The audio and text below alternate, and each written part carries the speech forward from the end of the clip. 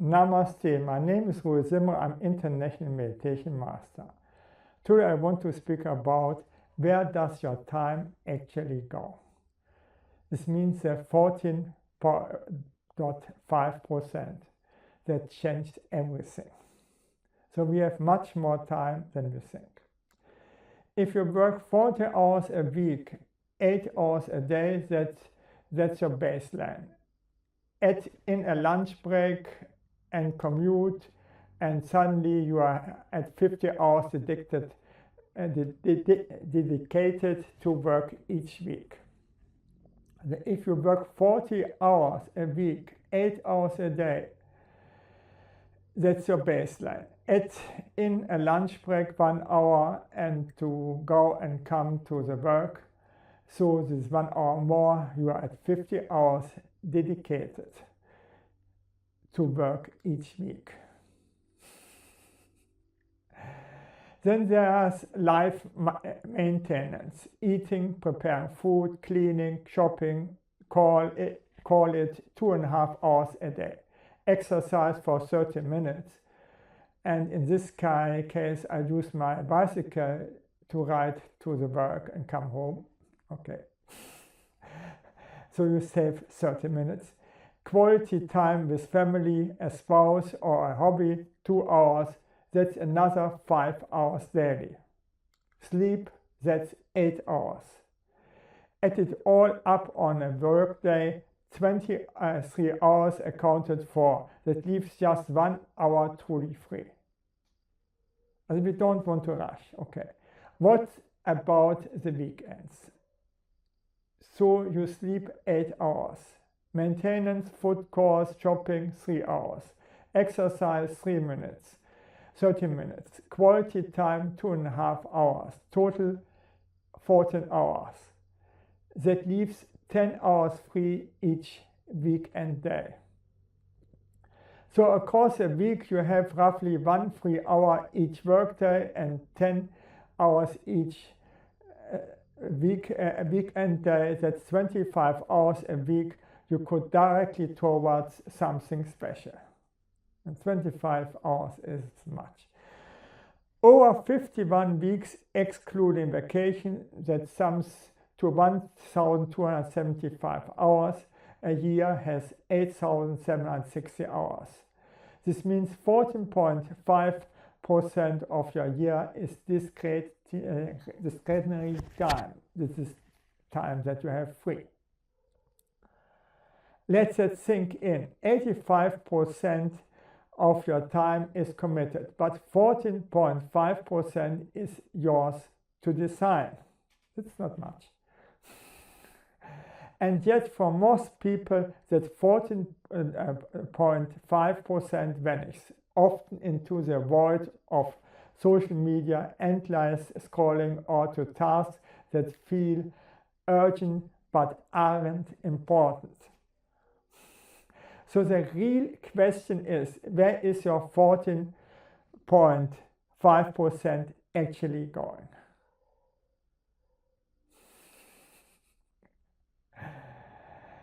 This is where people get stuck. They feel busy, assume they are productive, and live off stories like, I don't have time, this week was crazy, or I've been just slammed. The thing is, even this 2.5 hours quality time every day, they don't take.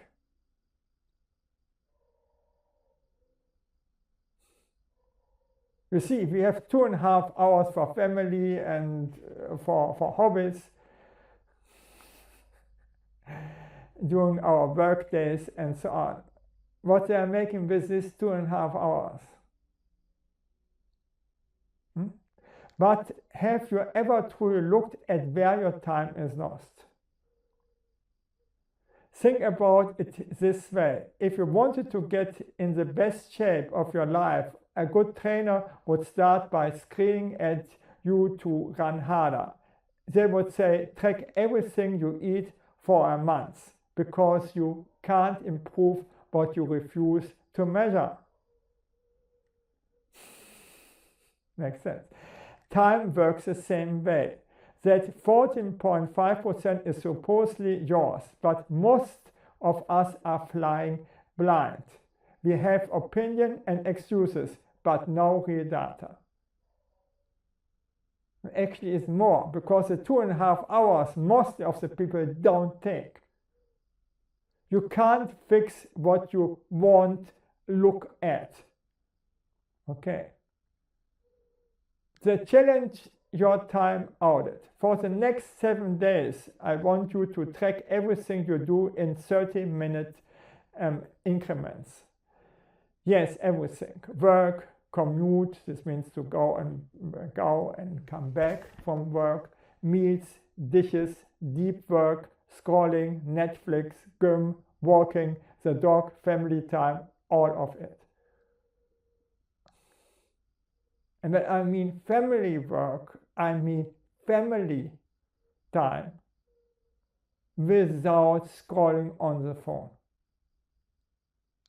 You get even deeper insights if you do this for 30 days, but start with just 7. I know how this sounds. It's intense. You are basically choosing to become a time obsessive for a week. But I promise, if you do it, this will be one of the most eye-opening exercises of your year. I do this regularly. When I see I get this excuse by myself, I don't have time, where the time is going, and it's mostly procrastination. Mostly. This means distraction. I choose for quality time. I do this, I lose my precious time. I want to learn piano and improve my Thai. If I want to do that, I need to find the time for it without burning out. Does it make sense? So now I want to learn boogie woogie, and it is intense, for sure. But it is doable if I want to do that. And I want to do it this year.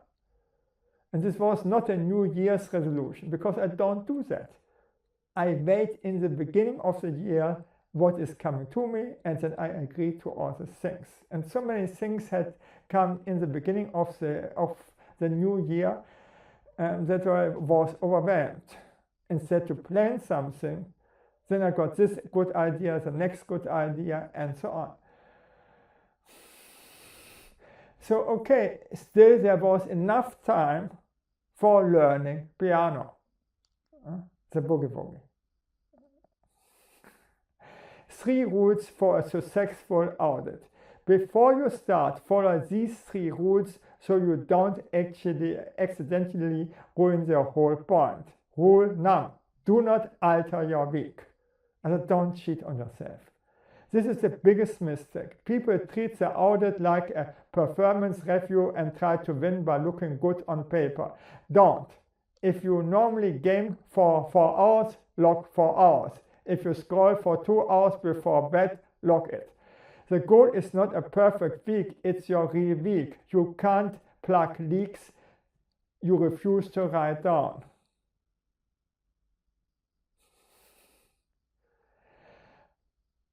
I make it only for 1 day regularly. If I see I didn't got the time, where was my time lost?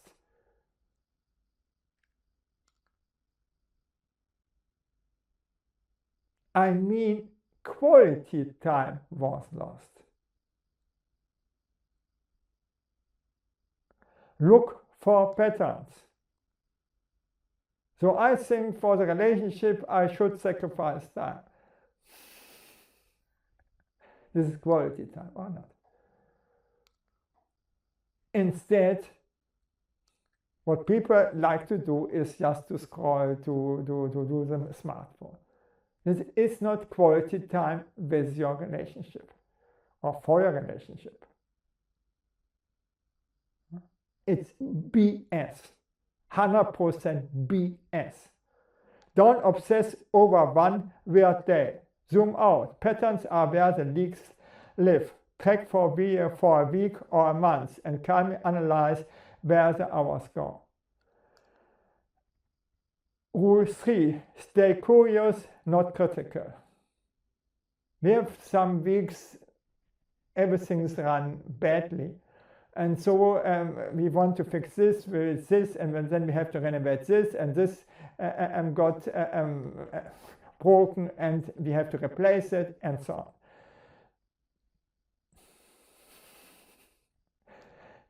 This is just an exception, okay? You're going to see things you don't love. That's normal. But if you use this audit as an ammunition to beat yourself up, it stops working. We don't want to beat us up. We want to accept us. Treat everything like data, like a science running an experiment, emotionally detached from the outcome. Guilt is terrible fool. It burns hot for a day, then you crash back at zero with extra shame on top. I want, and you should also want, instead of procrastination, with scrolling, with all these things, enjoy your time.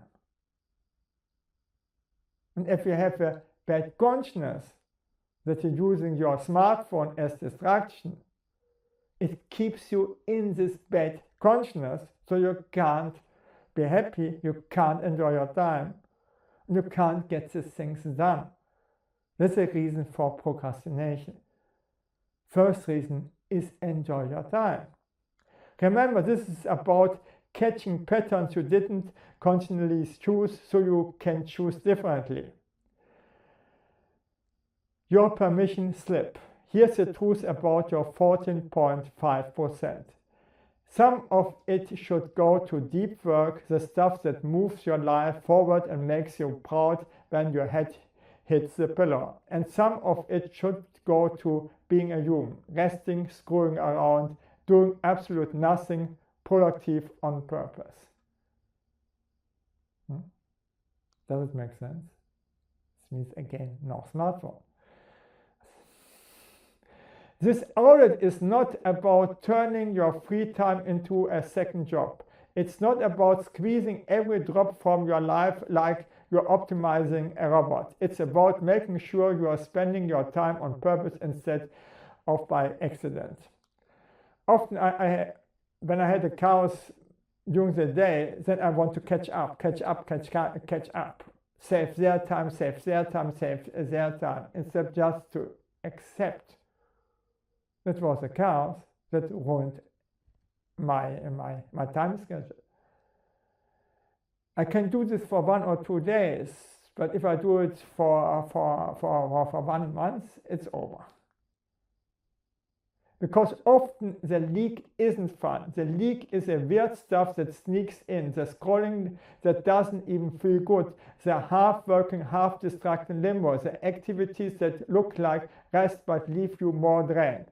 The audit shows you the difference. I have very productive days where I don't lose time, and I have to pay for those with rest. Don't become a robot that just functions. I can do such things, just like a robot. Then I stick in meditation at this time, or I got here this lost, okay, I have to catch up, and so on. I can do this. But I tell you, after 1 month, my health is finished.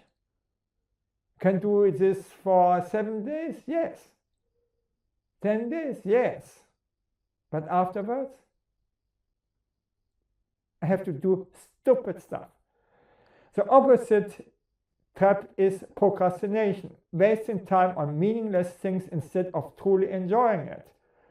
This means the shame that you lost your time with scrolling, with using the smartphone keeps you in this devil circle.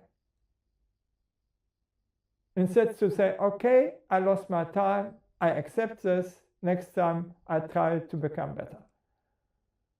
But the reason behind it is you procrastinate because you don't enjoy your time. You procrastinate because you don't enjoy your quality time.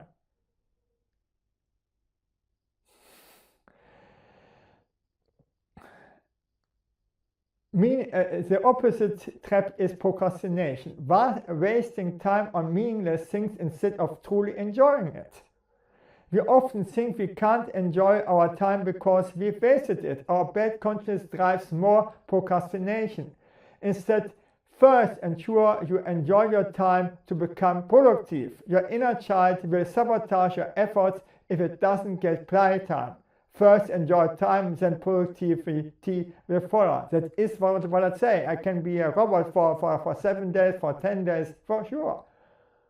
But afterwards my inner child is rebelling like crazy and sabotaging me. And good that this is so. Because it is a reminder that I have to enjoy my time. Okay. This is the only must that I accept for myself. Thank you that I could speak about this, and bye.